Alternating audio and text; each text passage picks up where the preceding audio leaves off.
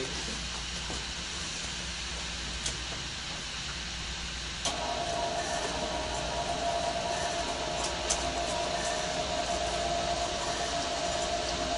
I would like to turn this off. Don't turn it off. From here? No. This works. This works. Yeah. So we're gonna start with the definition of the gamma function. We say he's defined to be the integral from 0 to infinity of e to the negative t to the negative t to the s minus 1 dt. And so this is where I told you guys it's gonna be a bunch of calculus. It's gonna seem like millions of substitution. We're just gonna do some stuff to just his definition, and we're gonna be able to derive that function equation I showed you. First, we're just gonna go from s to s over 2. So from there, we have gamma of s over 2 is equal to 0 to infinity e to the negative t to the s over 2 minus 1 dt. And now here we're going to let t equal n squared pi x. So your dt is going to be n squared pi dx. And so he's going to change into 0 to infinity. The bounds stay the same, but we're going to have e to the negative n squared pi x, and then n squared pi x to the s over 2 minus 1.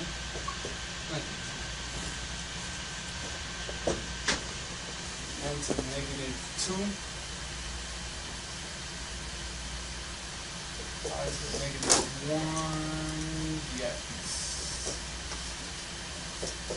Whatever. Multiplying all this out, we're going to get this guy, this guy to cancel with this guy. This is, you guys want to see everything? Or just more or less? We don't have time to see everything. We don't have time to see everything. We need to get to the main results. Alright, let me just show you guys how he looks. Whatever. That simplification will get him to pi to the s over 2 n to the s integral from 0 to infinity e to the negative n squared pi x to the s over 2 minus 1 dx. We just multiply this through all the exponents, cancel some guys out there, we get this. So now we're just going to bring these two terms to this side. So we're going to divide by these two terms. We have gamma of s over 2. So we're going to have pi to the negative s over 2 for dividing by him. Gamma of s over 2, and then 1 over n to the s right here, equal to this integral. What's called. Now again, we're going to suppose that a real part of s is greater than 1. We have absolute convergence. So we're going to sum this whole thing over n. We're going to sum this guy from n equals 1 to infinity. Same thing on this side.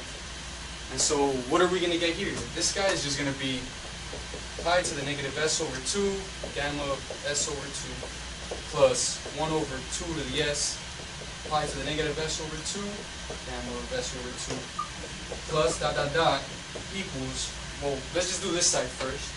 Every guy has this term, so we're going to factor him out, right? What we're going to get is pi to the negative s over 2, gamma of s over 2, and then sum from n equals 1 to infinity, 1 over n to the s. Hey, look, remind you of anybody? And then here, and then on the right hand side, we have this sum of integrals. So this is actually, this is integral. This is n equals 1 to infinity also. Where here you're summing over this guy, and because we're assuming s real part of s greater than 1, we have absolute convergence. We're gonna be able. This is the sum of a bunch of integrals, all from the same limits, 0 to infinity, of a bunch of stuff dx in here, and so we're gonna be able to factor out the integral So in other words, we're interchanging the summation and the integration sign. We're just going to have the integral of summation from n equals 1 to infinity e to the negative n squared pi x times x to the s over 2 minus 1 dx. Where, and remember what I told you what that theta function was. That theta function was sum from negative infinity to infinity of e to the negative n squared pi x. So here we have it from 1 to infinity. But this thing is symmetric about s equals 0. This guy, we define the psi function. We're going to define him just from 1 to infinity, from n equals 1 to infinity of e to the negative n squared pi x. We're going to define him like this, and we're going to get from this guy that this guy is equal to 2 times this guy plus 1. Remember how I showed you guys? Well, is everybody fine with this? How if we define this guy from 1 to infinity, then this guy from negative infinity to infinity is just 2 times this guy plus the. So this is alright. So this has all the n equals 1, n equals 2, n equals 3, and the negative sign, since this n is squared, it has negative guys, but they become the same. So here we have this connection right here. And now we know from that functional equation of the Jacobi theta function. That functional equation is like this: that this guy is related to him of 1 over x to 1 over x, divided by the square root of x. That's our functional equation. Solving this guy for the psi function, we're going to get, so psi equals this guy, x minus, actually no, never mind, we'll just keep it like this. We're going to substitute that guy into this functional equation, so we're going to get 2 of x plus 1 is equal to 1 over square root of x, 2 times 1 over x. I'm just going to solve for this guy. So I got x is equal to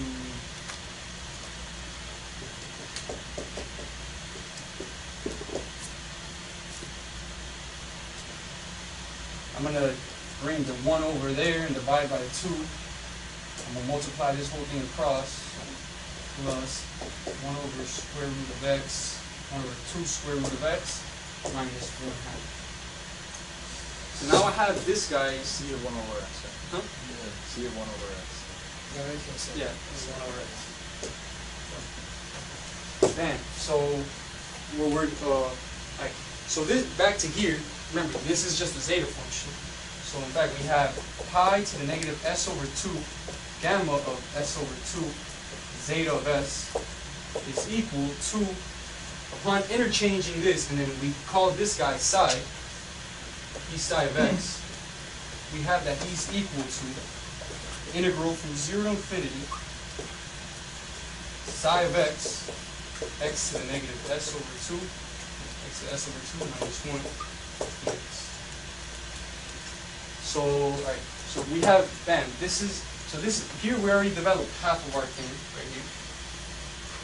What we're going to do next is use this functional equation of this Jacobi theta function to decompose this integral from 0 to 1 and then from 1 to infinity. So we're going to get negative s over 2 gamma. He's going to be equal to integral from 0 to 1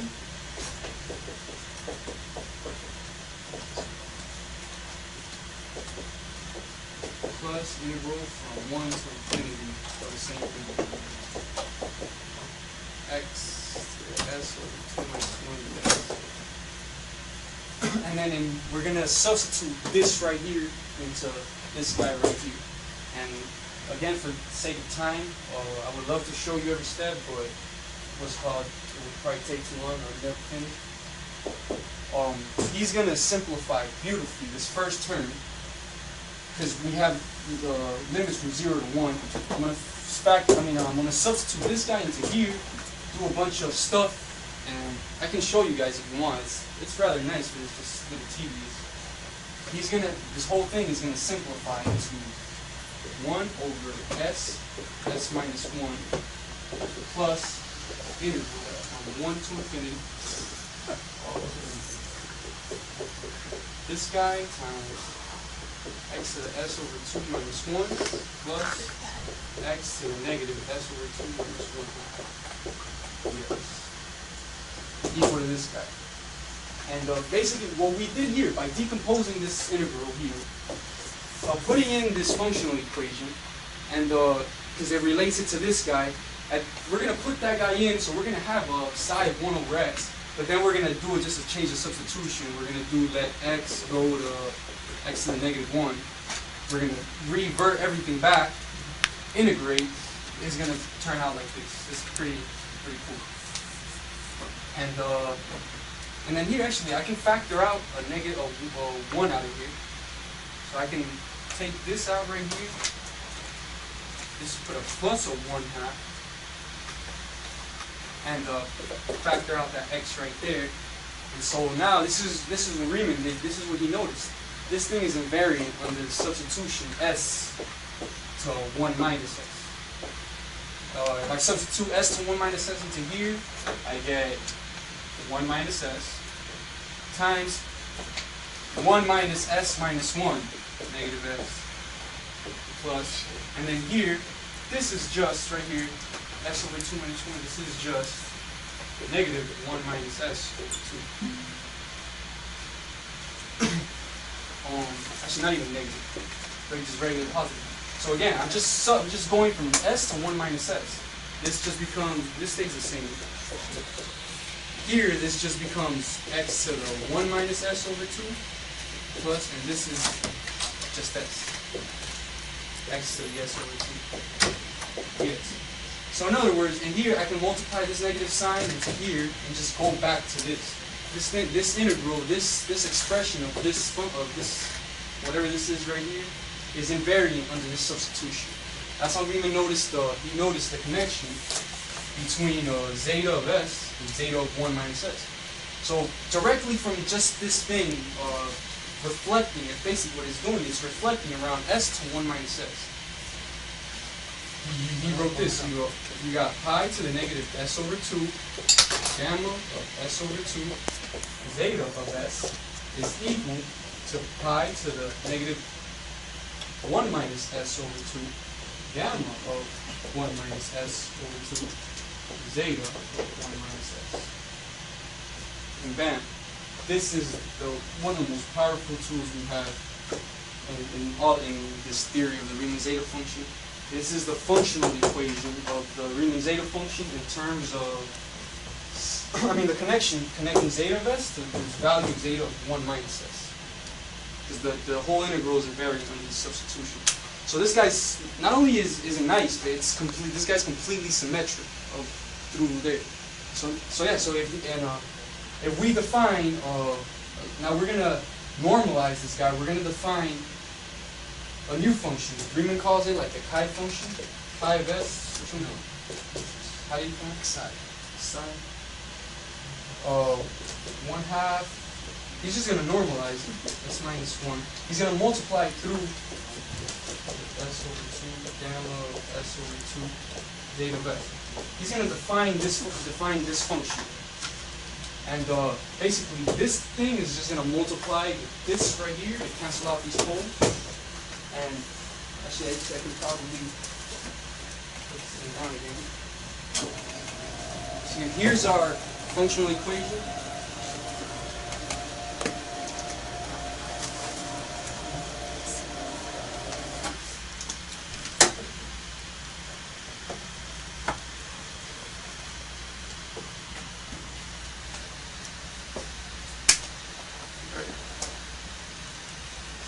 Here it is.